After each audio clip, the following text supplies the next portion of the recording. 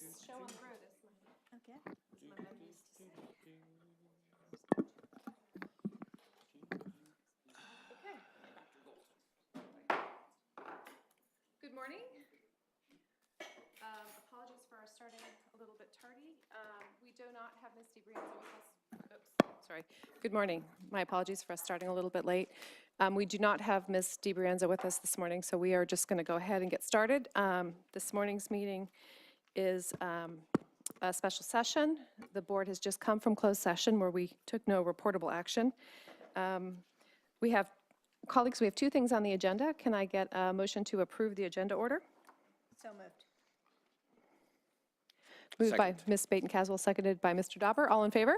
Aye. All right, let's jump right into it. Our first agenda item is our learning design team. Great. Oh, thank you so much. I'm going to ask Michelle Steinhardt and Heather Johansson and Deanna Shute to come forward. As you recall, last June about this time, we had put out a call for individuals who are eager to work on designing some kind of school within a school type of program or a way to make our school smaller. And this actually came out of the Enrollment Management Advisory Committee recommendations earlier that year.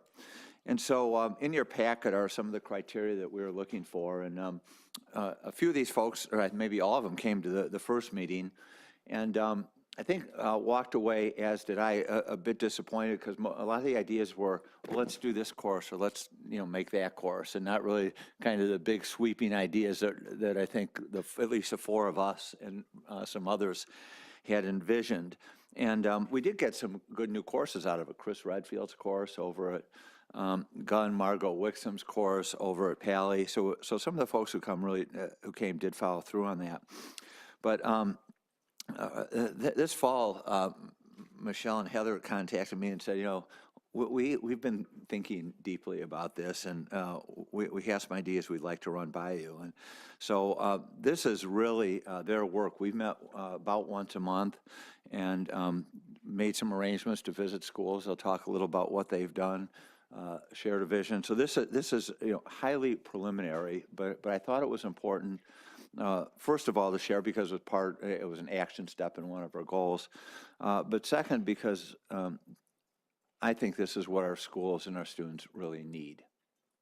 And this is driven by students first. It's driven by preparation for the 21st century. It's driven by an emphasis on learning and applying knowledge, solving problems, nurturing curiosity, creativity, and resilience, and not just acquiring knowledge to score well on the ACT, SAT, or even get into Stanford.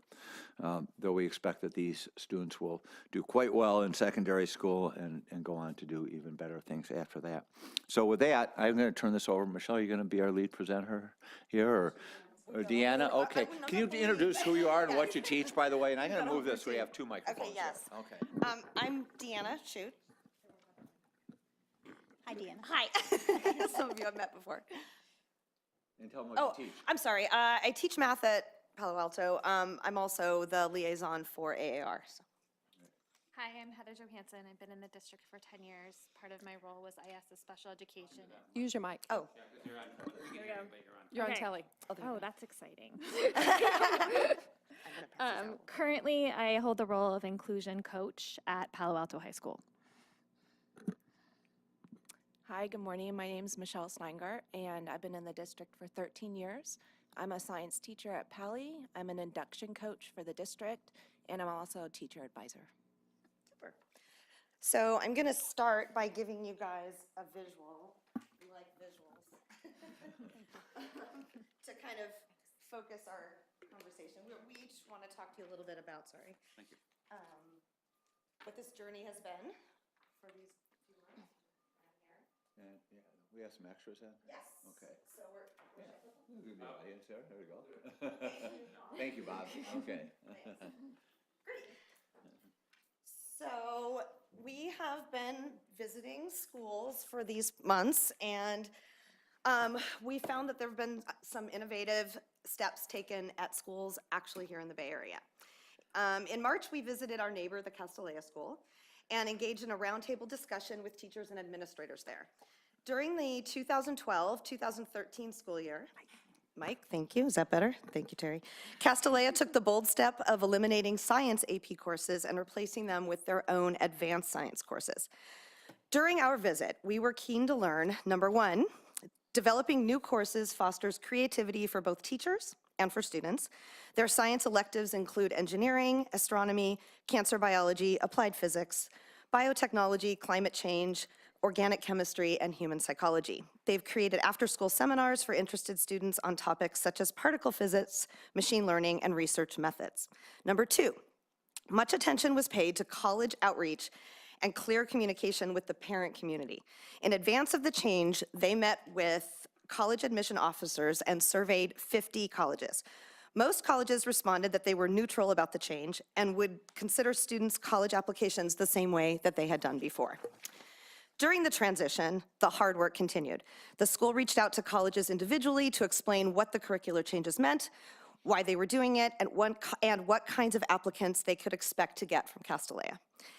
After the changes were in effect, they tracked patterns of admission and solicited feedback from colleges. The result? There have been no issues or changes in college admission. Number three, these new advanced topic science courses at Castellea emphasize the 21st century skills of communication, collaboration, and grit. Hands-on, project-based learning and design projects help to achieve the goal of, quote, to think like a scientist, unquote, and not just cram facts into their brains. Activities and syllabi have more experiential learning and deep dive labs. Depth is valued over breadth, and older students mentor younger students. Secondly, the Nueva School is an independent pre-K through 12 school in San Mateo, serving gifted and talented students. Nueva is a school known for its distinctive inquiry-based interdisciplinary studies, project-based learning, and its pioneer work in design thinking. Their new high school campus opened at Bay Meadows in August of 2013, and they just graduated their first senior class. Michelle, Heather, and I had the opportunity to sit down with the assistant head of the upper school, Michael Peller, and we were impressed by the following. Number one, during the middle of each academic school year, students participate in a class trip, and students characterize these trips as, quote, intellectually purposeful, impactful, and a shared experience that connects people as well as content. This immersion learning experience acts as a central pillar for the courses all year long. For example, the 10th graders visited Costa Rica. In preparation for the trip, students researched newly growing trees in the cloud forest. They analyzed statistics exposing the impacts of pollution, read books about the decline of nesting turtles, and studied the rich cultural traditions that reflect the nation's various ideologies. The trip itself is a community building experience. And after their return, students engage in interdisciplinary projects that range from developing a prototype sensor to social action plans. Number two, for 2 weeks between the semesters, the students participate in an intersession, which is a time for interdisciplinary exploration with real-world experts. Students choose from a catalog of over 150 seminars, intensives, activity sessions, and field trips offered during the 2 weeks of intersession, led by over 100 different presenters, covering a wide range of topics, extending way beyond the usual academic disciplines. This 2-week intersession is also a time for classroom teachers to collaborate.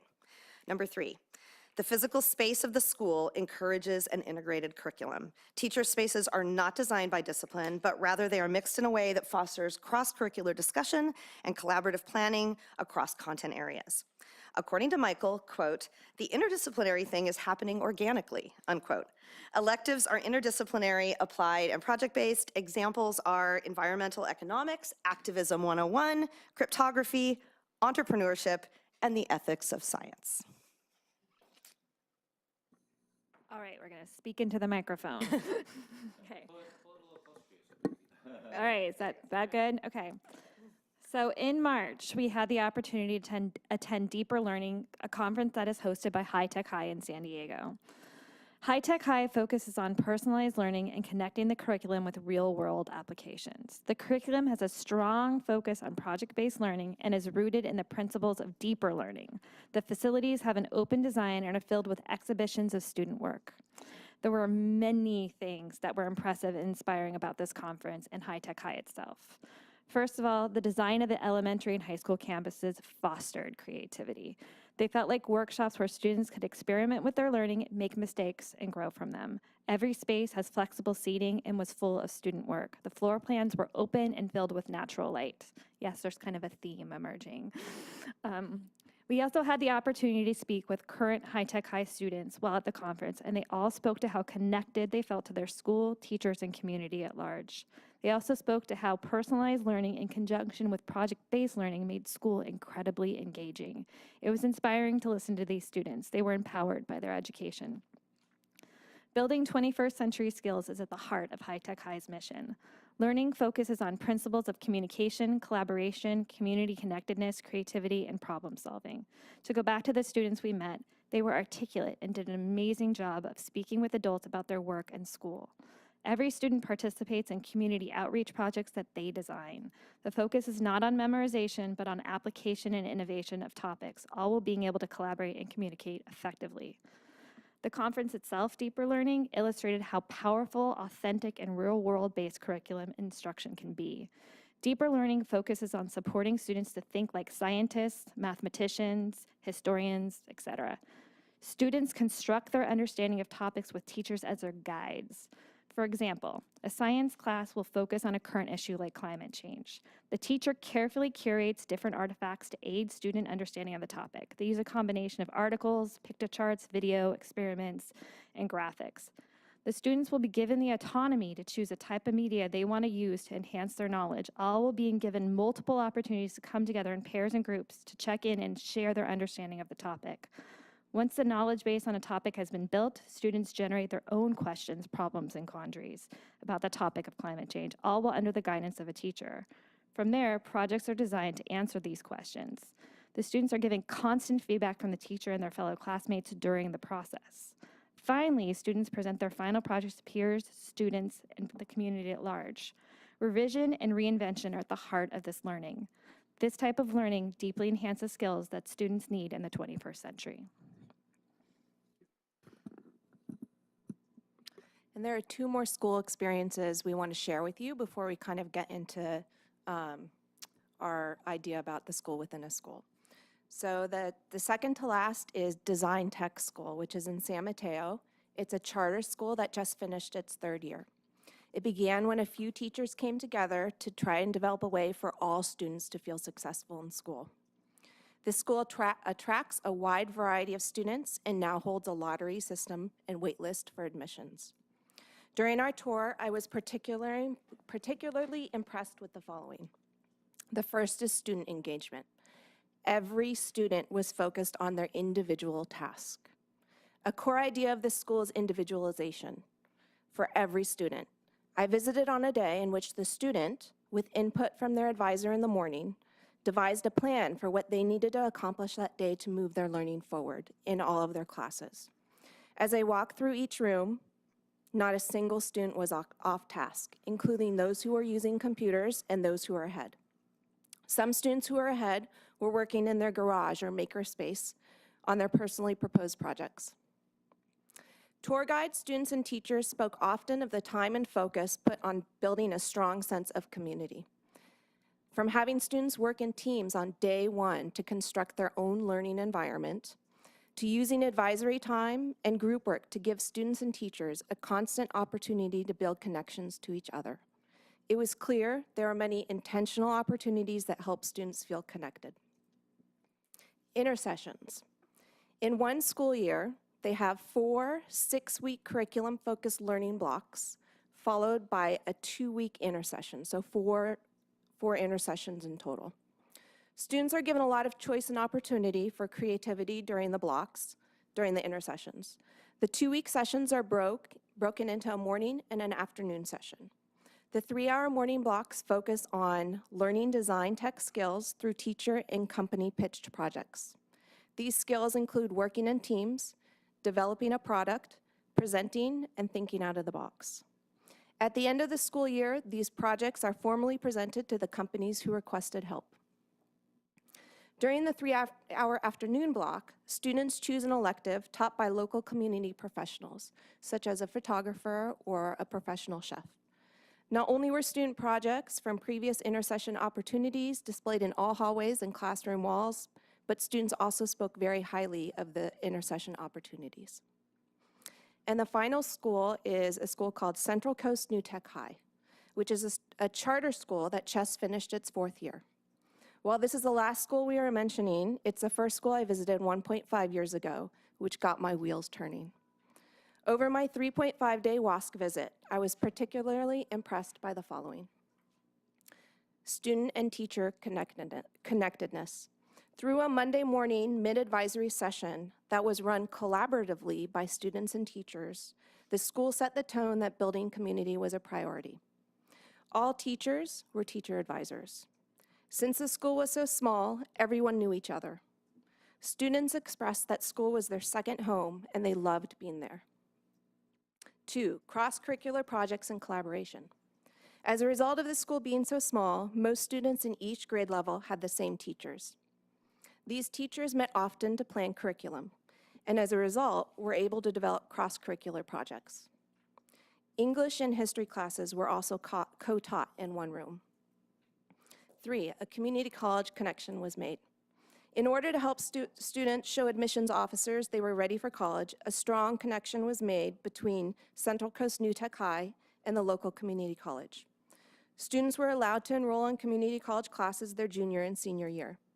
If enough students enrolled in the same class, that class was held on campus at CCNTH.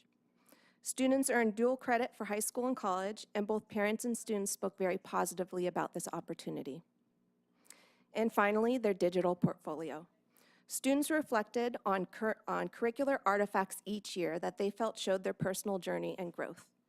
They linked their work or artifacts on their personal digital portfolios along with their reflections. The portfolio was a way for students to reflect on what they were most proud of while focusing on specific skill development like communication. So as a result of our research, school visits, and numerous brainstorm meetings with each other, as well as an advisory team made of teachers and leaders in the district, we developed the following proposal for a vision and basic structure for a school within a school. Yeah, so if you turn over to the back. So the front had our guiding questions and kind of key aspects of the school. The back is what I'm going to go through right now. A real basic overview that where obviously there's a lot of flexibility depending on next steps and interest and feedback. So the vision would be to offer a choice opportunity for all PAUSD high school students that will provide a smaller learning community, allowing students to experience increased connectedness, personalized blended learning opportunities, integrated theme-based curriculum, and focused development of 21st century skills. So a basic structure, one basic structure we envisioned for this school within a school would be a total of 400 students, 100 students per grade level. Students would enroll in the same four subjects for 4 years, and then they'd enroll in electives and other graduation requirements at PALI. There'd be 16 teachers total, so 4 teachers per grade level that would work together and develop as many cross-curricular opportunities and projects as possible. Teachers would integrate traditional learning techniques which have helped prepare students for college with the non-traditional teaching and learning techniques that allow students opportunity to think creatively and develop varied products to express their ideas. We would like there to be multiple deep dive sessions or intersessions each year. And we would hope to develop this connection with Foothill College so students could enroll in classes to earn dual credit as juniors and seniors if they would like. Here's one potential year at a glance that we brainstormed and put together to kind of give you an idea of how this might be different than the traditional model. So you might have heard us mention a few times this emphasis on 21st century skills. The first week of each semester, there would be some specific focus in which the teachers and students would work together to focus on, say, being digital citizens or learning how to communicate and give presentations, things like that. And then those skills would be carried through by all the teachers throughout the year in whatever they might be teaching or doing. And then there'd be these 4 instruction learning opportunities, which are standards-based. In there, we would like there to be some project-based learning. And from what we've learned with research, having one subject possibly have this project-based learning opportunity each of those different quarters seems like a good way to kind of spread that out. And then we'd like there to be these deep dive sessions. And I would say the best way to explain those right now is they will allow for student choice and autonomy, and you can consider them like mini AARs that students would do. And they would research something they're interested in that was related to what they were learning that year. Questions? Is that it? Okay. I don't want to jump in because that's way too interesting. So, colleagues, this is information session on this topic. Thank you. Awesome. Yes, yes, yes. We have one card, so let's take that card. Mr. Mast, are you speaking on this topic? Okay. You have 3 minutes. Is the, up to the lectern there? What's that? And Mr. Dauber will just time you on the timer it in his live? hand, so you have 3 minutes.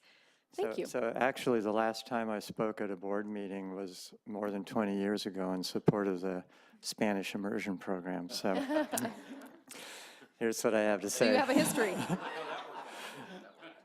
About 20 years ago, I was involved with a group of parents to help start the school's Spanish immersion program. It was implemented using the school within a school concept at Escondido, meaning about half the students were Spanish immersion and the other half were neighborhood. An unexpected benefit my children experienced was the strong sense of community they developed with their classmates.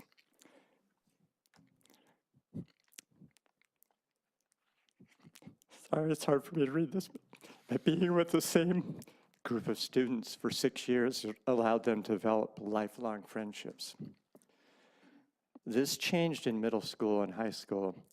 The large class sizes and being swapped around with different students each year did not allow them to develop strong connections with their classmates. It was their extracurricular activities such as band and being on the robotics teams that helped them to develop a sense of community and belonging. I think that the board should consider implementing the school within a school concept across the core classes in schools that are administratively large, such as our junior high and high schools. The immediate benefit is that it may make it easier for our students to develop lifelong friendships, as my children did in the school of the Spanish immersion program. The added benefit is that the school within school concept, if it's implemented across the core classes, may make it easier to add innovative programs such as this one whenever they have sufficient community support. Quite frankly, I believe that the only reason we have a Spanish immersion program today is due to its implementation as a school within a school concept at Escondido. We had lots of parent support, but we just didn't have enough to justify a completely separate building and all the administrative overhead. All of our schools deserve to allow our students to develop close friendships. They also all deserve to have innovative programs when there's sufficient community interest. The school within a school concept supports both. Thank you, Mr. Mast.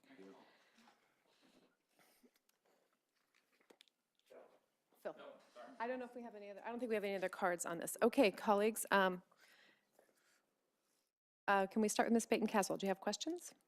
I have some comments. Comments? Can I- Yes, absolutely. Can I just, in terms of process, hold on, this thing might, Do a 3-minute round? Yeah. Oh, yeah, first. You have 5 minutes? Yeah, I would say, Yeah. well, we also have another Another topic, agenda, yeah. so Oh, I want yeah, to make sure okay. that we, All right. that we get to that. So that's what I was going to ask us about and is a 3-minute okay? 3 minutes, I think, is fine, but I also wanted to direct the board's attention to the pieces of feedback that are being sought, which I don't think got highlighted in the presentation. But if you look at the last page, it says that the team is looking for input regarding the extent to which the vision aligns with board aspirations and feedback about the possibility of funding. So you didn't mention that, so I wanted to call that out to my colleagues. Okay.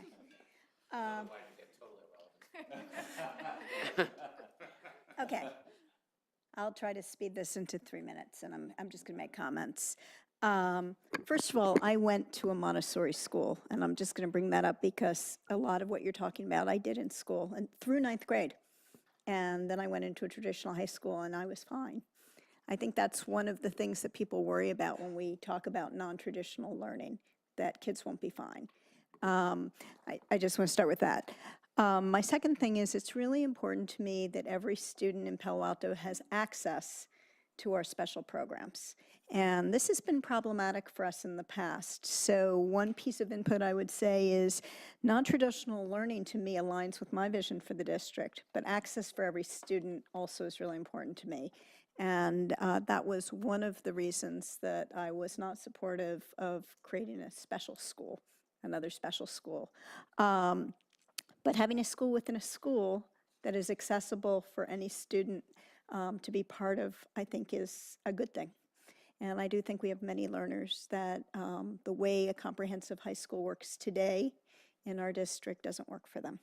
They're not engaged. So if we can figure out ways to engage more students, that would be great. I think we have to be careful that we don't create a path in a school that is so narrow that no one can come in or out. And I know from talking to social justice pathway students that it has worked for some students and hasn't worked for others. And there have been some students who didn't sign up initially who wish they had.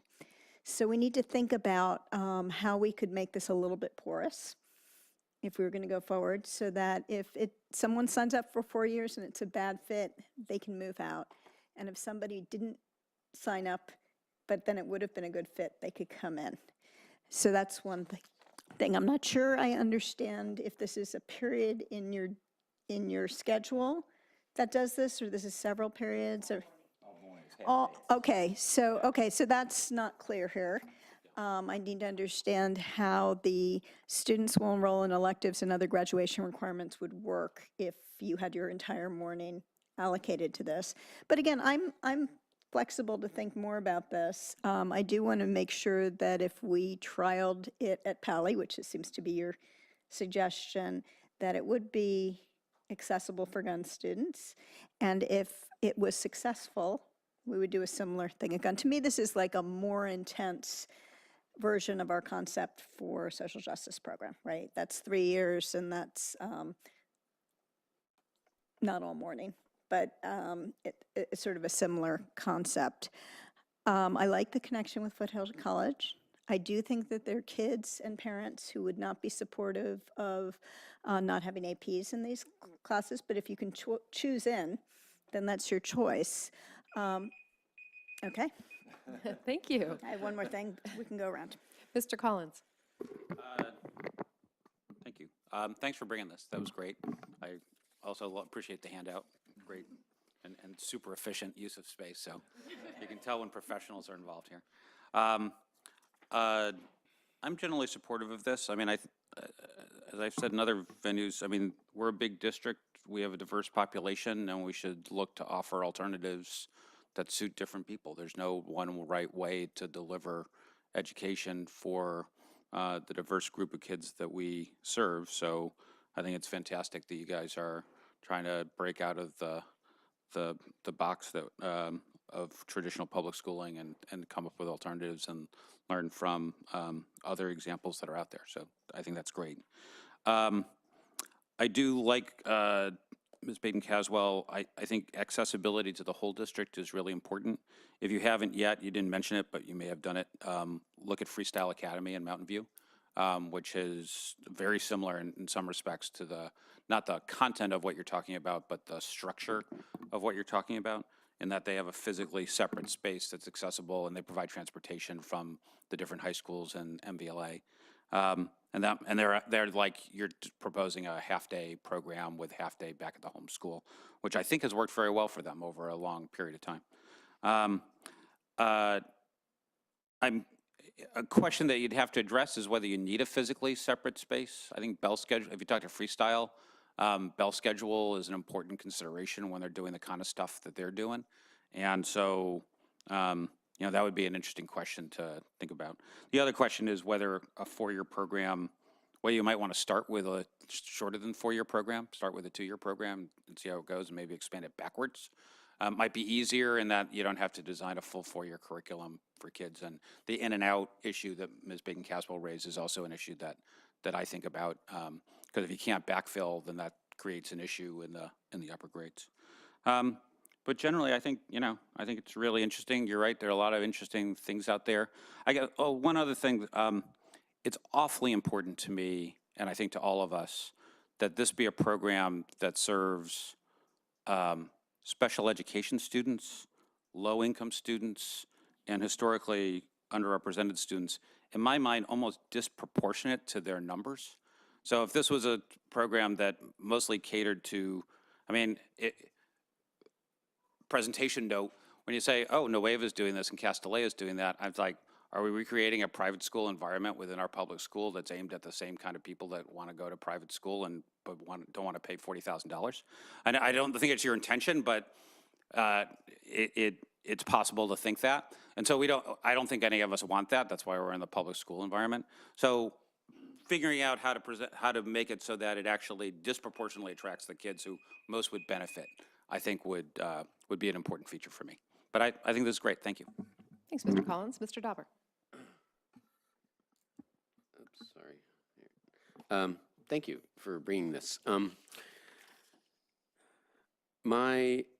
I'll try to answer the 2 questions that you brought. I did half. No, I don't. I'm not criticizing my colleagues, although I can see they feel guilty about not having done it.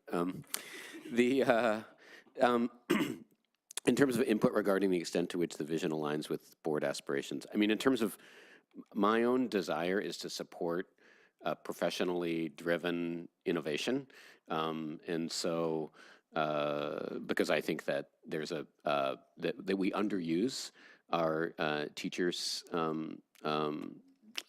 thoughtfulness and professional training in terms of creating educational environments for our students that reflect, what's going on outside of the district. So I want to support that, and I definitely want to support that with money, because money encourages more of that, and so I want to see more of what we're seeing here. I also share the desire to have change that can positively affect the whole body of students, and like Ms. Bacon-Caswell, that was a real consideration when I was not supportive of a separate school, because we don't want to bottle this up. And so I think yet to be seen is whether we ultimately want to support a small set of programs that scale, or whether we want to support a lot of different programs that meet differentiated needs of students. That's a kind of a professional question that I don't want to address, but I think we want to enable ourselves to be in either of those positions. So I think you've heard a lot of comments that I share. I want to be supportive of this. I want to also respond to what is reported here, which is a skepticism among teachers, I think, that the board will support large-scale changes and innovation. And so I really want to send a strong message that that perception, at least from my perspective, is incorrect, and that the board is interested in supporting that, and which is another reason why I want to support this example, because I certainly don't want the first of this wave to be met with anything other than, support. Thank you, Mr. Dauber. I would piggyback on that and say the first thing that I had planned to say, which happens to piggyback on Mr. Dauber's comments, is thank you for persevering through that notion that we wouldn't be supportive, because I think when we talked about a potential third high school last year, there was pretty strong evidence from us that what we wanted to do was make the high schools that we have more diverse in the way they address students and student needs. Mr. Collins' suggestion about looking at the high school that's in Mountain View is great, because one of my nephews worked there for a while, and he was really supportive of the way that system works. And for us to have many pathways for our different kinds of students, I have 2 Pali grads, 2015 and 2017. They were very different students, and they lived in my house. And so I know of the 2000 and the 2000 over again, we've got all kinds of different ways. And so I'm supportive of this. I'm supportive of, again, supporting Mr. Dauber's comments around having our professionals bring forward what they think works, and having the opportunity to go look at other schools and come back and say, you know, we could blend these things, we could use this, we could use that. I mean, this benchmarking concept is a way that we just make ourselves better. The funding question has no dollars on it. Happy to provide some funding. Interested to know what we think we need. So that's it for me. I'm cognizant that we have another topic to get to today, but I just want to make sure that, at least from my perspective, I'm clear that this really scratches the itch I think we have, which is to provide more options and to provide more flexibility. So that's it for me. Ms. Baton-Caswell, did you have another comment you wanted? Yeah, if you don't mind, if you could. I just want to be really clear. The Freestyle Academy is at Mountain View High School. It's not on a third site. And my feeling is, to do this well, to make it inclusive, we have to have it on our existing sites. This cannot be another site, because it will bottleneck. And one of the things that you mentioned was how powerful it is to have the work that's being done be around the students. And the only way the students are going to see what's being done is if it's around the students. So I do want, school within a school means on the same site to me. To me, investing in curriculum development and program development is a really good thing for us to do, and we can do it with one-time funds. I do think we need to think critically about what the operating costs are going to be. I don't see why they'd have to be different, but I think that's something we would need to look at. I think it would be very uncomfortable if we had different operating costs for one program versus another in our schools, because it's public school. I do have to say that I have a lot of experience with the transition at Castellea, and it wasn't all positive. And talk to me further later, and we can go into that. But be careful of, make sure the people that were customers of that are part of your discussion when you adopt ideas. And then I just want to end with, I think it is good for us to do non-traditional learning. I think we have students for whom we need to figure out how to engage them better. And I do think the skills that you need for this time period, not even into the future, are different than what traditional high schools are doing in a lot of cases, and we need to adapt. And so I also want to thank you three for being excited enough to go further on this. It sounds like you got a lot of pushback from some of your colleagues about whether it would be worth your time, and I think it completely is worth your time. I'm ready to support you in doing so. I don't know how much it's going to cost, but do need to know how much it's going to cost. But in theory, this is very exciting to me, and I'd like to help make sure that we can do these kind of things. Thank you. Do you have any closing words for Just us? a closing word. Thank you for taking time this year and out of your vacation time to come and make this presentation. This is exemplary faculty leadership and professionally driven innovation. I love that phrase that Mr. Dauber used. So I think you heard clearly you have our support. Our next steps will be to return to the board with a proposal for this planning year. You know, this isn't something we're looking at for next, as much as I'd like to. That's not realistic. So we'll come in with a proposal to fund planning involving release time, some consultant work, and really start to put some meat on the bones, get a larger group to add to this core group. But again, I hope you heard the enthusiasm and support for what you've been able to accomplish this year, and look forward to even greater things to come. So thank you. Thank you. Our hats are off to you. Yeah, outstanding. Yeah, that's for sure. Okay. I can't wait to send this to Jennifer. All right. Thank you. Mr. Collins, I think you're the one Would with the most pressing time constraint. Could you go to 10:15, do you think? No? Okay. All righty. Okay, let's do it. 10:10? Okay. perhaps? Okay, all right. This should Okay, be- this alrighty. should probably be quick. Yes. All righty. Dr. Golton, you're up. You are up. Yeah, I will be brief. Essentially, the recommendation here is that the next meeting, the district approve the request for proposals. Whoops, sorry about that. The recommendation here is that at the next meeting, the district approve the RFP.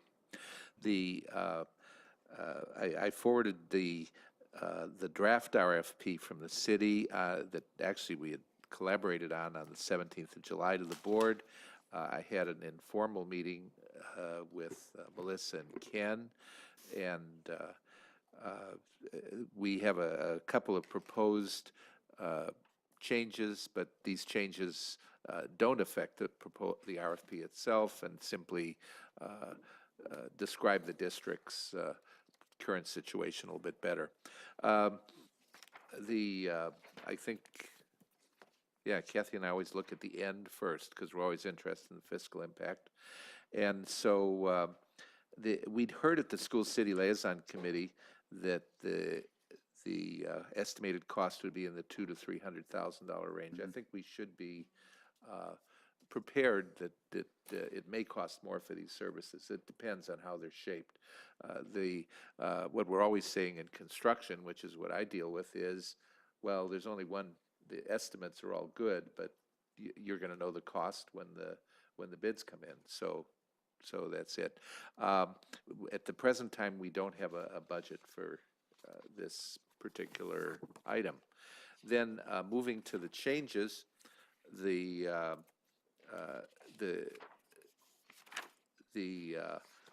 blacklining, it simply reflects a couple things. First of all, no, the district at the present time wasn't engaged in this deep conversation about the future of Cubberley, but we are very interested in doing that, and then also emphasizing the timeline difference, because once again, if it's going to be used for enrollment, if it's going to be used as a potential middle or high school site sometime in the future, then our timeline is well in the future. It's 5 to 10 years.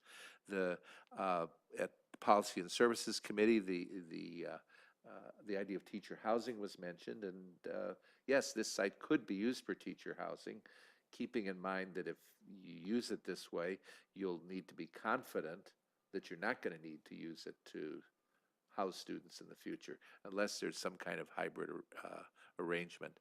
The other thing at Policy and Services, one council member mentioned a proportional distribution of funding, which would result in us paying about 75% of the cost of the RFP. However, the conversation changed it to simply a negotiated plan for cost sharing. That's what I have. Thank you. Colleagues, we have one card on this. Allison Cormack? You have 3 minutes. Mr. Dauber will time you. No worries. I'm used to speaking in 3 minutes. Good morning. This is a really thorough work plan. I'm delighted to see it. Couple concerns and a few suggestions. My first concern is around time. It's taking an entire year to get the consultant on board. So while I'm very happy to see this, I don't want us to lose our sense of urgency on this. I'm very interested in the time frame for the duration of Phase 1 and particularly for Phase 2. My second concern is I do think the proposed changes that Mr. Golton was just describing do seem to limit options, and I think to do that so early is a bit of a shame, especially to cross out the part about sharing public space. I think, you know, when the CCAC went through this before, they had some really innovative ideas. So if we're crossing off the opportunity to share public space even before we begin, I'd be disappointed about that. I made a few suggestions to the Policy and Services Committee. I'll just reiterate those for you. One is we learned with the library that concurrent polling towards the end of the process was actually very helpful. So while I wouldn't expect it to be in the RFP, I just want to be sure people think that concurrent polling during Phase 2 of this would be helpful in deciding what should be included and perhaps what shouldn't. Including other sites for either the city or the school that might be appropriate based on the needs that are coming in and out and the need to build support. So those are my thoughts. It's an incredible opportunity. I encourage you to approve this in August. Thank you. Thank you, Ms. Cormack. All right, colleagues, let's do a three-minute round. Let's start with Mr. Dauber. Can I just quickly ask a question about whether we've extended the meeting? Because we had, or do we need to extend the meeting? How about if we try and go to 10:10? Can you do that? I can do that. I can go till 10:20 myself. Okay, I think Mr. Collins has a 10:10. Well, let's try 10:10 then. I'd rather. I move we extend the meeting to 10:10. Second. All in favor? Aye. Hold on, let me deal with my. I don't think I'll need that much time. Dr. Golton, thanks for your work on this.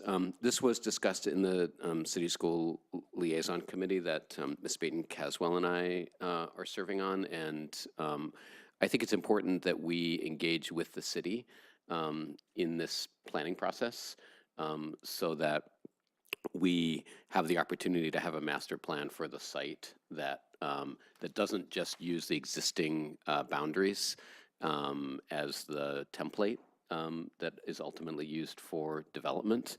I think that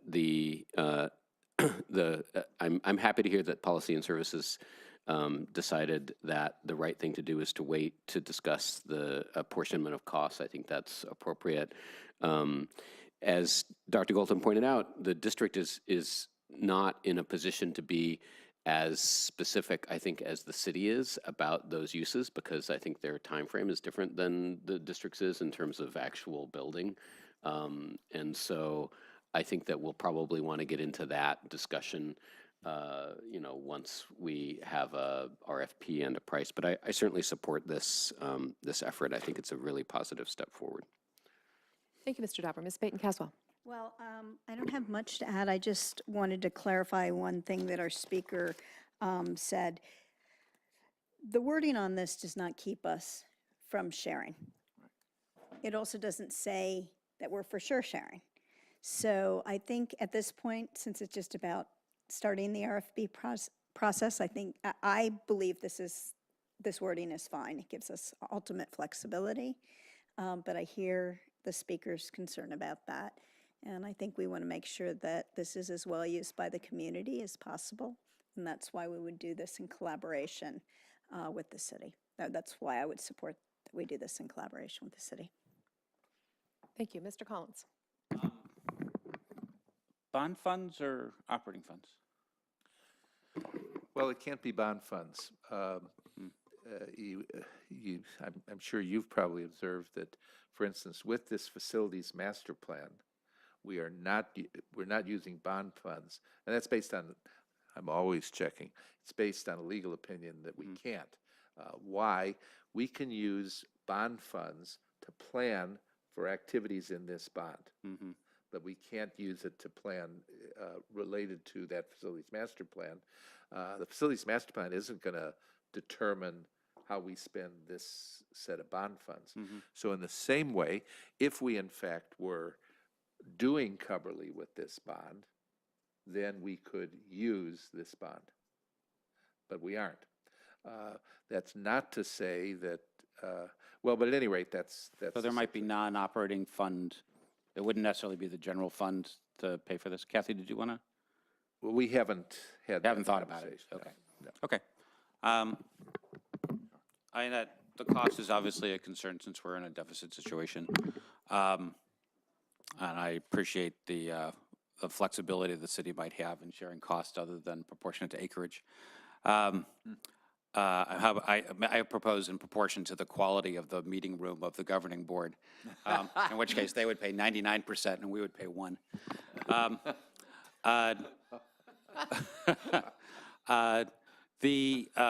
But I think this is a great idea. I mean, I agree with Allison. I mean, this is a wasting asset in our community, probably the most underutilized asset in all of Palo Alto, in my view. And, you know, the awkward ownership and the not always congruent goals and directions of the city and the schools have made it difficult to plan and do something with it. But, you know, if you don't try, you never succeed. So I think I think this is a great first step, and we should definitely try to push ahead and support this effort. Thanks, Mr. Collins. I agree with my colleagues, and I have nothing else to add. Is there anything else, any other questions, comments, closing comments, Dr. Galton? I have one. Yes. Just, it's my understanding that we do have other reserve funds that we could possibly use for one-time use. I don't want to. I don't want to set an expectation in the community that we would only use operating funds for this because you couldn't use the bond fund. I would expect that the Dr. Galton would take, with Ms. Mack, would take a look at what our options for one-time funding are.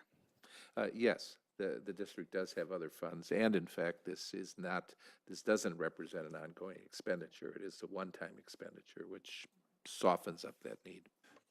And bringing this back, Bob, when do you think you want to bring it back? Well, we're, both entities, the plan is to bring it back for ours at the next meeting, which happens to be in August, and then as far as the city, their plan is to bring it back to their full city council in August. Great. Anything else?